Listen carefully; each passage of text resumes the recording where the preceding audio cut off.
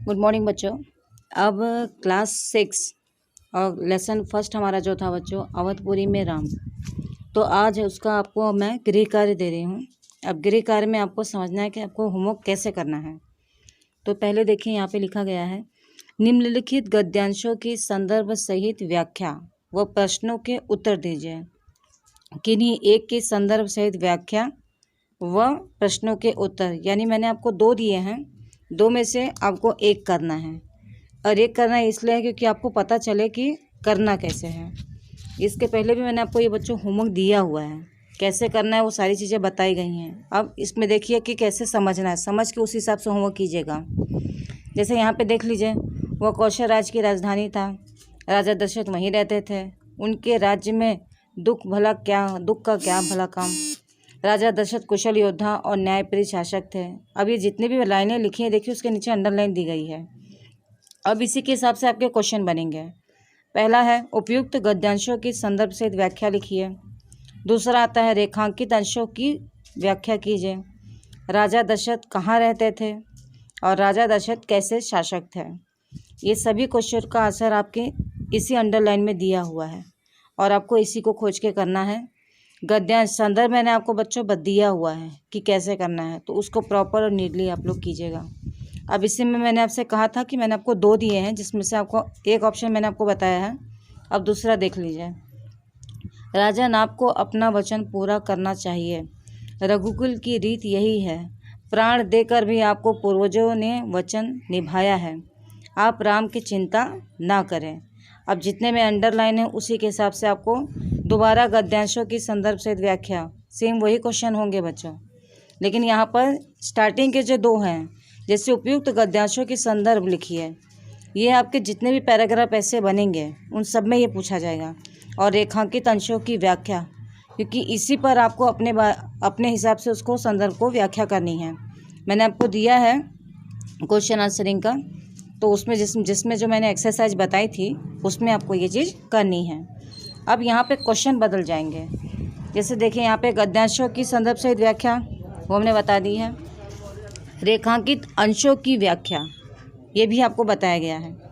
अब इसमें क्वेश्चन क्या है कि रघुकुल की क्या रीति है, प्राण देकर भी किसका वचन निभाया है, गुरु वशिष्ठ ने राजा दशरथ किस प्रकार आश्वस्त किया, यानी गुरु वशिष्ठ ने राजा दशरथ को किस प्रकार से आश्वस्त किया, मतलब उन्हें समझाया। तो ये सारे क्वेश्चन आपके इसमें से आएंगे जो आपको नीडली करने हैं बच्चों। इसको ढंग से कीजिएगा। जो एक्सरसाइज की पिक्स मैंने भेजी हैं आप उसे ध्यान से देखेंगे तो आपको समझ में आ जाएगा।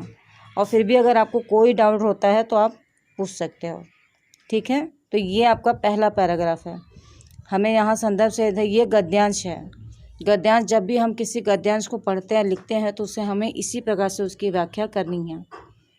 ऑप्शन आपको 2 इसलिए दिया है कि आप एक भी अगर करते हैं, उसका स्टोरी को आपने पढ़ा है कि नहीं उसे आप पढ़ते रहिएगा, क्योंकि जब तक आप उसे पढ़ोगे नहीं तो ये करना बहुत ईजी होता है। बट ध्यान से उसकी हर चीज़ का एक तरीका होता है बच्चों, उसके तरीके से हमें इसको करना है।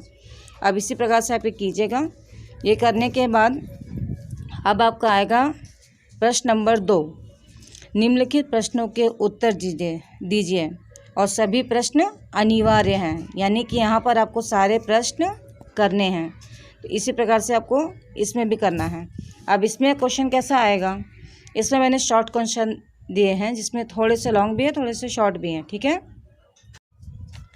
अब यहाँ पे देखिए, आपका पहला क्वेश्चन यानी आपका पहला प्रश्न है। जैसा कि मैंने आपको बताया बच्चों कि सभी प्रश्न अनिवार्य, यानी यह सारे प्रश्न आपको करने हैं। पहला प्रश्न है, राजा दशरथ के कुल गुरु कौन थे। हाँ, कुछ ने तो आंसर भी देना चालू कर दिया होगा। वेरी गुड, यही आंसर आप मुझे लिख के देंगे, ठीक है। राजा दशरथ ने अपनी चिंता के संबंध में चर्चा किनके साथ की। पुत्र प्राप्ति के लिए राजा दशरथ ने कौन सा यज्ञ किया, ये आपका तीसरा प्रश्न है। चौथा, यज्ञशाला कहाँ बनाई गई। और आपका 5वां प्रश्न है, राजा दशरथ के पुत्रों तथा उनकी माताओं के नाम लिखिए। तो ये 5 क्वेश्चन आपको पूरे के पूरे करने हैं और नीडली और प्रॉपरली करने हैं बच्चों, क्योंकि अगर ये क्वेश्चन हम सही से करते हैं तो इसका मतलब ये होता है कि आपने अच्छे से रीडिंग किया है और ये आसानी से आपको अच्छे से याद भी होंगे अगर आपने कहानी को पढ़ा है तो। अब इसी में से हमने क्वेश्चन लिए हैं कि किसने किससे कहा। जैसे पहला यहाँ पर दिया गया है, आप पुत्रेष्ठ यज्ञ करें महाराज, आपकी इच्छा अवश्य पूरी होगी। तो ये किसने किससे कहा है? समझ में आ रहा है? आगे आगे आंसर सबको आ रहा है। वेरी गुड, अब आप लोग कर लोगे, मुझे पता है। वेरी गुड बच्चों। सेकंड है, महर्षि आज्ञा दें, मैं आपकी क्या सेवा कर सकता हूँ। अब प्रश्न ग, राजन मैं जो मांगने जा रहा हूँ उसे देना आपके लिए कठिन होगा। चौथा, महामुनि मेरा राम तो अभी 16 वर्ष का भी नहीं हुआ है, वो राक्षसों से कैसे लड़ेगा।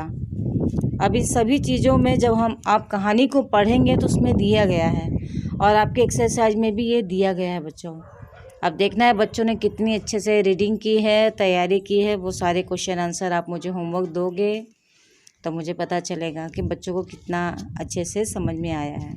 आई नो बच्चे पूरा कर लेंगे। वेरी गुड, हमारे बच्चे बहुत स्मार्ट हैं, वो सारा कर लेंगे। अब हम आते हैं बच्चों प्रश्न नंबर 4 पर। अब प्रश्न नंबर 4 में पूछा गया है सही विकल्प पर सही का निशान लगाइए।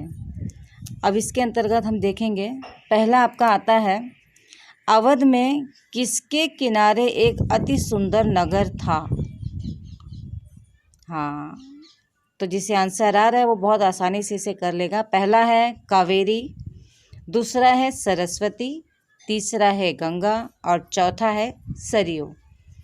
अब इन चारों में से कोई एक ही आंसर है जो सही है और आपको उस पर क्या करना है, यहाँ पे देखिए निशान दिया है राइट का टिक आउट।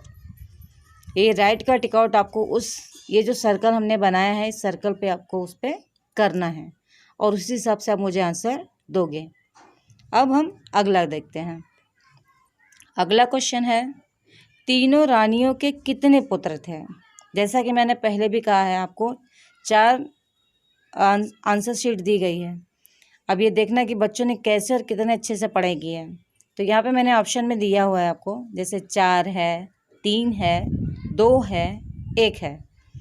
अब कितनी रानियाँ, तो रानियों के कितने पुत्र मुझे तो नहीं पता है। अभी आप बताओगे ना मुझे ये आंसर कैसे है और कैसे बताना है। आपको मैंने बताया है कि आपको यहाँ पे राइट का निशान लगाना है, तो इसी के हिसाब से आप मुझे इसके आंसर दोगे और ऐसे ही हमें नीडली उसको करना है।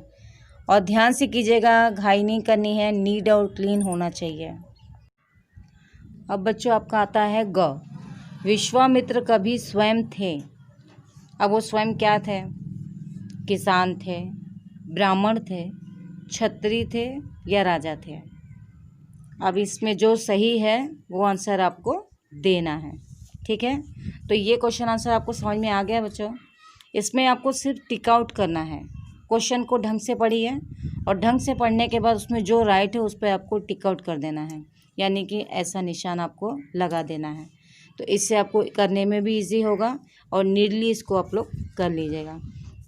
अब हम आते हैं प्रश्न नंबर 5 पर, रिक्त स्थानों की पूर्ति कीजिए। हाँ, ये बच्चों का बहुत फेवरेट होता है, नहीं? हाँ, मुझे पता है। पहला क, विश्वामित्र दशरथ की डैश डैश समझ रहे थे।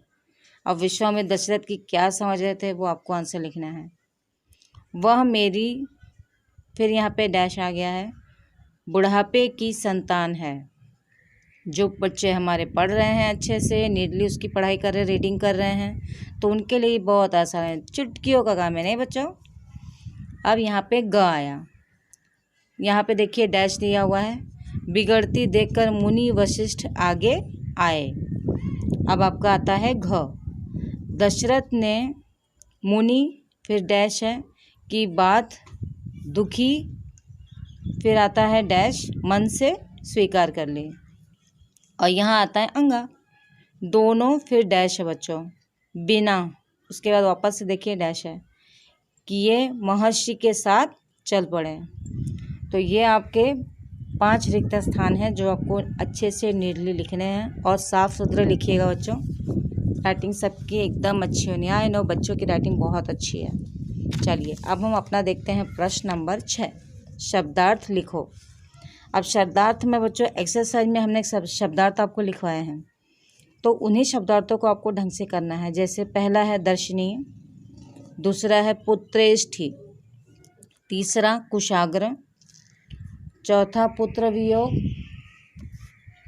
पांचवा अनिष्ट, छठवां मूर्छित, सातवां गुप्त विद्या, आठवां निर्णय, 9 है प्रसन्न और 10 है प्रत्यंचा। ये 10 का आपको वर्ड मीनिंग यानी कि शब्दार्थ आपको लिखना है बच्चों। ये लिख के और इसे अच्छे से याद भी करना है।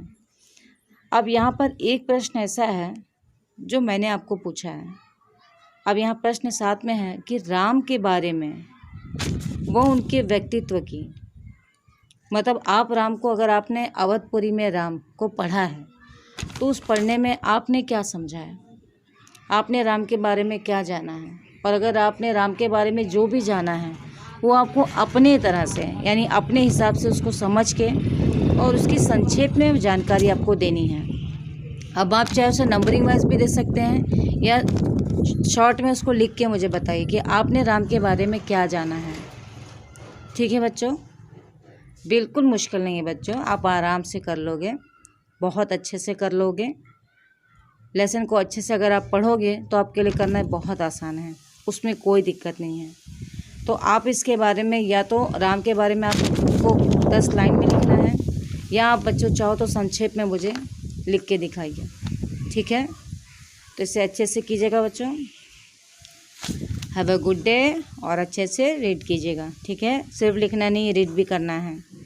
ओके बच्चों, गुड डे बच्चों।